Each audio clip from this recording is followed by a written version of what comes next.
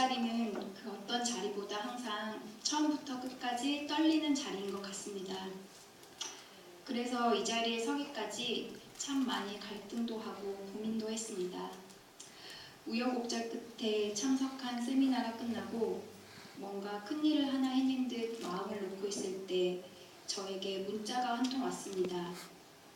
간증을 하라는 목사님의 문자였습니다. 한참 동안 문자를 보면서 저는 선뜻 답을 하지 못한 채 고민을 해야 했습니다. 세미나 못지않는 부담감이 하루하루 저의 마음을 무겁게 하는데 여러 가지 생각들로 힘이 들었습니다. 과연 제가 여러분 앞에 은혜스러운 간증을 할 수 있을지, 그리고 정확한 내용과 느낌들을 전달할 수 있을지 고민이 되면서 부담은 더해만 갔습니다.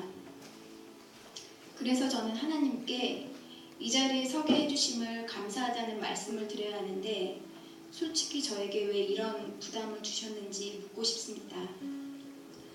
그러나 생각해보니 하나님께서는 절대 뜻을 굽히지 않음을 느꼈습니다. 항상 어떤 일을 계획하시면 제가 아무리 하지 않으려고 발버둥을 쳐도 결국 하게 만드셨습니다. 그래서 이번에도 이렇게 여러분 앞에 서게 된 것 같습니다.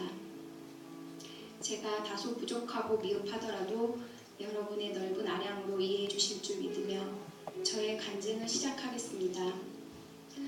제가 일부 때는 그 말씀을 드리지 않았는데요. 제가 이 자리를 빌어서 목사님께 좀 사과를 드리고 싶습니다. 왜냐하면 목사님이 저에게 수차례 문자를 주셨는데 제가 간증문을 보낸 게 어제 저녁 7시가 넘어서였습니다. 그래서 목사님이 되게 속이 타셨을 것 같은 생각이 들어서 이 자리를 빌어서 죄송하다고 말씀드립니다. 그러면 지금부터 저의 간증을 시작하겠습니다. 가정교회가 무엇이고 목장이 어떤 곳인지 정확히 알지 못하고 무작정 다녔던 세월이 벌써 7년 정도 된 것 같습니다. 돌이켜보니 참으로 긴 세월 동안 아무 생각 없이 그냥 의무적으로 가지 않았나 하는 생각이 들었습니다. 가정교회란 무엇보다 VIP를 우선으로 해야 하고 각자 맡은 바 사역을 다하고 다같이 협력함으로 고인물처럼 정체되어 있는 것이 아닌 흐르는 물처럼 순환하는 곳이었습니다. 다같이 협력함으로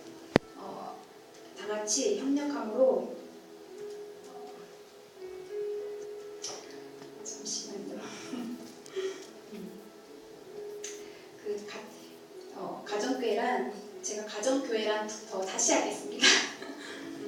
가정교회란 무엇보다 VIP를 우선으로 해야 하고 각자 맡은 바 사역을 다하고 다같이 협력함으로 고인물처럼 정체되어 있는 것이 아닌 흐르는 물처럼 순환하는 곳이었습니다.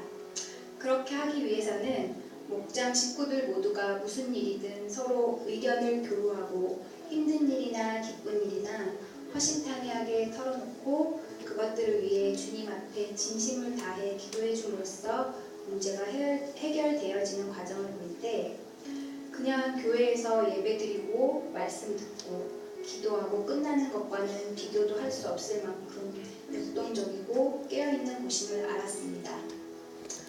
그리고 제가 가장 인상 깊게 보았던 것은 가장 치열하게 세상에서 경쟁을 하며 살아남으려 애쓰는 30, 40대 맞벌이 부부가 대부분 목자 목녀의 사명을 다하고 있는 모습에 놀라지 않을 수 없었습니다. 저는 감히 생각도 하지 않아서인지 정말 대단해 보였습니다. 그들도 우리와 똑같이 아이들을 키우고 사회생활을 하면서 하루하루 치열하게 살아갈 텐데 너무나도 열심으로 섬기는 모습을 보면서 정말 하나님의 은혜가 아니고서야 할 수 없음을 느꼈습니다. 저는 그분들께 이런 질문을 했습니다. 힘들지 않으시냐고. 첫마디가 힘들다 했습니다. 말 안 듣는 모원들 달래랴. 본인들도 화가 나고 힘들 때가 있는데 차마 말을 할 수 없을 때 제각기 다른 사연들로 고민하는 모원들을 위해 매일 새벽 기도하랴. 너무 힘들어 주님의 재림을 누구보다 기다린다고 했습니다. 이유가 그래야 목자 목녀직이 끝날 테니까요 하시면서 우스갯소리도 하셨습니다. 하지만 그 모든 것보다 점점 순종적으로 변해가는 모원들을 보고 위태로웠던 가정이 회복되고 주님 안에서 가족 이상의 애정을 느낄 때면 그 힘듦은 아무것도 아닐 것이라고 했습니다. 모든 모원들이 가족보다 귀하고 소중하게 느껴지는 마음들이 섬김으로 시작되었고 그 기쁨을 섬김을 받을 때의 기쁨보다 섬김으로 받는 기쁨이 한없이 큼을 이제야 알았다고 그 기쁨을 맛보지 않고서는 할 수 없는 일이라고 했습니다. 이런 열정과 섬김 덕분인지 목장 참석을 위해 대전에서 김천에서 왕복 몇 시간을 소비해가며 금요일마다 먼 거리를 마다하지 않고 오는 목원들을 보면서 가정교회의 놀라운 응징력과 주님께서 그곳에 함께 하심을 마음 깊이 느낄 수 있었습니다. 이것이 진정 가정교회의 초석이자 주님이 원하시는 목장이 아닐까요? 피 한 방울 섞이지 않았지만 가족 이상으로 서로 염려하고 챙기고 그 안에서 모든 희로애락을 같이 하니 말입니다. 그리고 가정교회를 통해 체험한 수많은 간증들로 하여금 저에게 도전을 받기도 했습니다.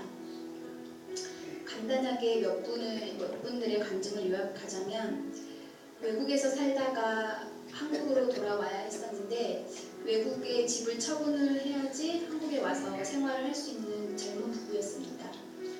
그런데 그곳에서 그 집을 처분하지 못하고 한국으로 급하게 오는 바람에 이중고의 생활을 겪고 있을 때 엎친 데 덮친 격으로 외국에 있는 집이 경매로 넘어가게 되었다고 합니다.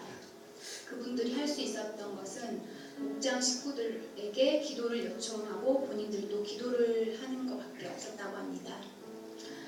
하루만 지나면 집이 넘어갈 위기의 상황에 있는데 목장 식구들과 그분은 정말 열심히 기도를 했다고 합니다. 그런데 놀랍게도 그날 저녁 집을 사겠다는 사람이 나타났다고 하는 간증과 모 은행에 다니시는 목자님께서 100억대의 사기를 치시는 분 바로 옆자리에 앉아 계셨는데 그분이 100억대의 사기를 치시면서 옆에 계시는 분들에게 뭔가를 사주셨던 것 같습니다.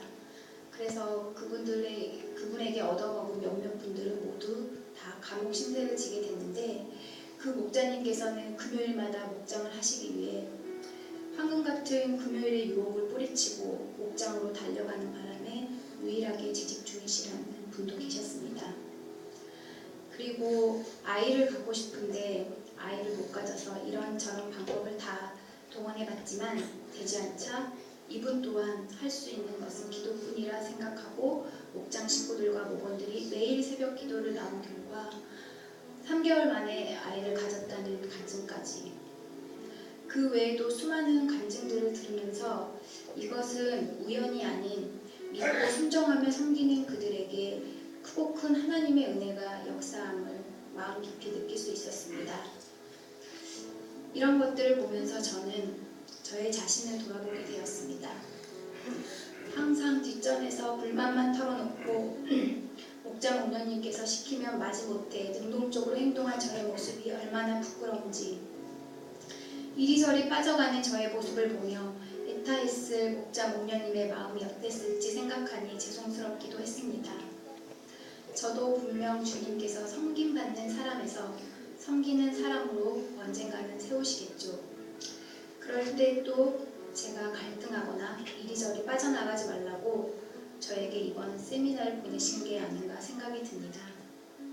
한 번도 목녀가 되겠다 생각해보지 않았고 나는 절대 못한다 단정 지은 제게 해볼만 하다라는 마음이 들었다는 것에 감사하며 저의 간증을 마칠까 합니다.